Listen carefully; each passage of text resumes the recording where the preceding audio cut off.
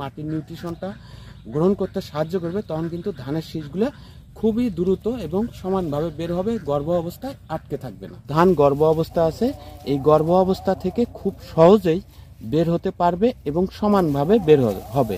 আসসালামু আলাইকুম, কৃষি জানালা ইউটিউব চ্যানেল থেকে আমি মোজবার স্বাগতম জানাচ্ছি। দেশ এবং দেশের বাহির থেকে যারা দেখছেন তাদেরকে শুভেচ্ছা এবং স্বাগতম।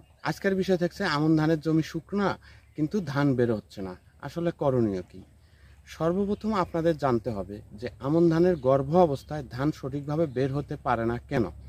এটির কিন্তু বিভিন্ন কারণ আছে, তার মধ্যে এক নম্বর কারণ হচ্ছে এই সময়ে যে তীব্র তাপমাত্রার কারণে ধানের জমি কিন্তু ভিতরে ফেটে চৌচির হয়ে যায়।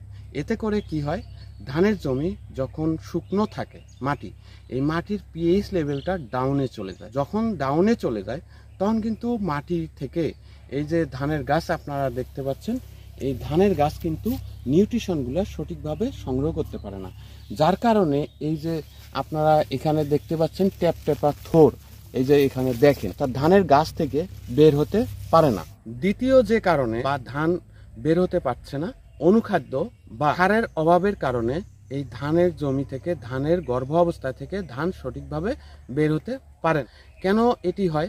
কেননা অনুখাদ্য যেগুলো মাটিতে থাকে এবং সার যেগুলো মাটিতে থাকে, নিউট্রিশন যদি সঠিকভাবে মাটি থেকে সংগ্রহ করতে না পারে, তাহলে কিন্তু ধানের যে শীষগুলো আছে এই শীষগুলো সঠিকভাবে বের হতে পারে না। যে ধানের জমিতে আমি দাঁড়িয়ে আছি, মূলত এই ধানের জমি কিন্তু আমার। এখন এই ধানের জমি দেখা যাচ্ছে 50% বের হয়ে গেছে, আর 50% গর্ভ অবস্থা থেকে বের হওয়া অবস্থায় আছে। এটি কেন হচ্ছে? কেননা এই যে জমিটার দাঁড়িয়ে আছে এই জমিটা কিন্তু অতিরিক্ত শুকনো এবং মাঝে মাঝে ফেটে গিয়েছে। মূলত কারণ এটি অনুখাদ্য এবং সারের অভাবে, অর্থাৎ নিউট্রিশন সঠিকভাবে সংগ্রহ না করার কারণে ধান কিন্তু সঠিকভাবে বের হচ্ছে না। এই ধানের গর্ভ অবস্থা থেকে মিল্কিং স্টেজ, অর্থাৎ এই যে ধানের যে দানা দেখা যায়, এই ধানের দানা পুষ্ট হওয়া পর্যন্ত খুবই রিস্কি সময়। কেননা যখন 100% থোর অবস্থায় থাকে বা গর্ভ অবস্থায় থাকে, বের হওয়া অবস্থায় থাকে, বা ধানের শীষ কিছু কিছু বের হয়, এই সময় সঠিক পরিমাণের পরিচর্যা আপনাদের নিতে হবে এবং এলোপাতাড়িভাবে কীটনাশক কোনোভাবেই স্প্রে করা যাবে না। বিশেষ করে ধান বের হওয়ার পরে আপনারা প্রয়োগ করতে পারেন বা পরাগায়নটা হয়ে যাওয়ার পরে। আমন ধানের জমি যে শুকনো অবস্থায় ধান সঠিকভাবে বের হচ্ছে না, এখন করণীয় কি? এটি কিন্তু চাষি ভাইদের অসংখ্য প্রশ্ন অলরেডি আমাকে করতে। তো প্রথমত, যদি জমি ফেটে যায়, তাহলে যদি পানি দেওয়ার ব্যবস্থা থাকে, তাহলে ইরিগেশন সিস্টেম অর্থাৎ পানি সেচ আপনারা ধানের জমিতে প্রয়োগ করবে। মাটিতে যখন পানি দেবেন, এই নিউট্রিশনগুলো সঠিকভাবে ধানের গাছ সংগ্রহ করতে পারবে এবং সঠিকভাবে এই ধান যেগুলো বের হচ্ছে এই গর্ভ অবস্থা থেকে খুব দ্রুত বের হবে।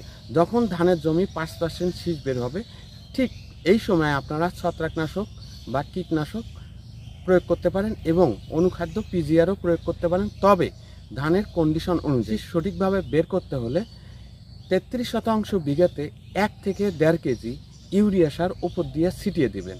ছিটিয়ে দেওয়ার 72 ঘন্টা পরে একটি কীটনাশক, যেমন ডাস্টবান দিতে পারেন বা অ্যাসাটাপ দিতে পারেন বা প্লেনাম দিতে পারেন বা কার্টাপ দিতে পারেন বা মর্টার দিতে পারেন, বা এই গ্রুপের যে কোনো একটি কীটনাশক আপনারা স্প্রে করে দিবেন। তাহলে ধানের শীষ যেগুলো গর্ভ অবস্থায় থাকে সঠিকভাবে 100% বের হবে। কেন বের হবে? ইউরিয়া সার হচ্ছে নাইট্রোজেনটা সঠিকভাবে যখন গ্রহণ করতে পারবে, মাটির নিউট্রিশনটা গ্রহণ করতে সাহায্য করবে, তখন কিন্তু ধানের শীষগুলো খুবই দ্রুত এবং সমানভাবে বের হবে, গর্ভ অবস্থায় আটকে থাকবে না। তৃতীয় উপায় হচ্ছে ধানের শীষ সহজে বের করার। সলুবার বোরন বাজারে পাওয়া যায় খুবই কম দামে, 150 টাকার মধ্যে। এই সলুবার বোরন যখন দেখতেছেন ধান সহজে বের হচ্ছে না, সলুবার বোরন প্রতি লিটার পানিতে 1 থেকে 1.5 মিলি অথবা অতিরিক্ত যদি আপনারা প্রয়োগ করেন 2 মিলি হারে প্রয়োগ করে ধানের জমিতে স্প্রে করে দিবেন ঠিক বিকেলবেলা, সপ্তাহে 2 বার অথবা 10 দিন পর পর 2 বার। তাহলে ধান 100% শুধু বোরন দিয়েই কিন্তু সঠিকভাবে ধানের শীষ বের হবে। অথবা হিসাবে 100% গর্ভ অবস্থায় আছে, শীষ বের হচ্ছে না জমি শুকনা থাকার কারণে, সেক্ষেত্রে আপনারা পিজিআর দিতে পারেন। প্রতি লিটার পানিতে 3 থেকে 4 মিলি হারে বিকেলবেলা স্প্রে করে দিবেন, দেখবেন 72 ঘন্টা অথবা 7 দিনের মধ্যে সমানভাবে ধানের শীষগুলো বের হয়ে আসতেছে। অথবা হিসাবে আপনারা এনপিকে অথবা এনপিকেএস প্রতি লিটার পানিতে 3 থেকে 4 মিলি হারে ঠিক বিকেলবেলা যদি স্প্রে করে দেন সেক্ষেত্রেও কিন্তু ধানের শীষ সহজে বের হবে। অথবা হিসাবে ধানের জমির শুকনো অবস্থা থেকে ধানের শীষ সমানভাবে বের করতে যদি চান সেক্ষেত্রে ধানের জমির কন্ডিশন অনুযায়ী আপনারা জিব্রেলিক অ্যাসিডও প্রয়োগ করতে পারেন। 30 লিটার পানিতে 1 ফোঁটা বা 1 মিলি বা প্যাকেটের গায়ে লেখা অনুযায়ী যদি দেন সেক্ষেত্রেও কিন্তু এই ধানের জমি থেকে ধানের শীষ সহজেই বের করা 100% সম্ভব। অথবা হিসাবে আপনারা সালফার 80 WDG প্রতি লিটার পানিতে 2 গ্রাম, এর সঙ্গে সিলেটের জিঙ্ক প্রতি লিটার পানিতে 1 থেকে 1.5 গ্রাম হারে যদি স্প্রে করে দেন ঠিক বিকেলবেলা, সকালবেলা দেওয়া যাবে না এই অতিরিক্ত তাপমাত্রায়, তাহলেও কিন্তু ধানের শীষ খুব সহজেই বের হয়ে আসবে।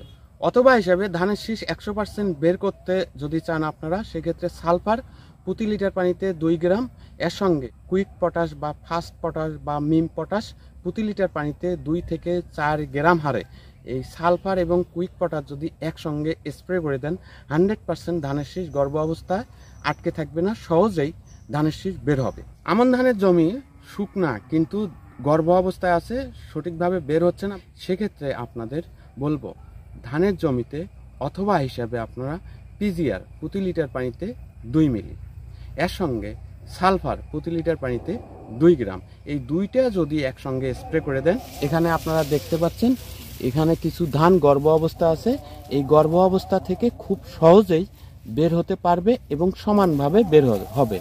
এখানে দেখেন কিছু কিছু ধান নিউট্রিশনের অভাবে কিন্তু বের হওয়া অবস্থায় আছে। এই ধরনের জমিতে যদি উপরোক্ত যে অনুখাদ্য বা পিজিআর বা ভিটামিন দেওয়ার কথা বলা হলো বা সার দেওয়ার কথা বলা হলো, যদি সঠিক পরিমাণে যে কোনো একটি আপনারা স্প্রে করে দেন সহজেই ধানের জমি থেকে ধান সমানভাবে বের হবে। চাষি ভাইরা হয়তো বা বলতে পারেন আমার ধানের জমিতে কি দেওয়া হয়েছে। আমার ধানের জমিতে আমি সঠিক পরিমাণে বোরন সার প্রয়োগ করছি গতকাল 100% 72 ঘন্টা বা 1 সপ্তাহের মধ্যে সমানভাবে ধান বের হয়ে আসবে। উপরোক্ত বিষয়গুলো যদি বিবেচনা করে আপনারা ধানের জমিতে পিজিআর বা অনুখাদ্য বা সারগুলো যদি আপনারা প্রয়োগ করেন যে কোনো একটি মাত্র 150 থেকে 200 টাকার মধ্যে, তাহলে কিন্তু 100% ধানের জমিতে ধানের শীষ সমানভাবে বের হবে। এবং কী হবে, এই যে ধানের শীষগুলো দেখতে পাচ্ছেন এই ধানের শীষগুলো লম্বা হবে এবং ধানের দানা পুষ্ট হবে এবং সহজেই বের হয়ে আসবে। ধানের দানা চিটা হবে না, কেননা এর মধ্যে অনুখাদ্য আছে এবং ভিটামিন আছে, এছাড়াও সারের পরিমাণ আছে। যদি এইভাবে আপনারা সঠিকভাবে দেন তাহলে ধানের ব্লাস্ট রোগও আক্রমণ করতে পারবে না এবং অন্যান্য পোকামাকড়ও আক্রমণ করতে পারবে না। ভালো থাকবেন, সুস্থ থাকবেন, আসসালামু আলাইকুম।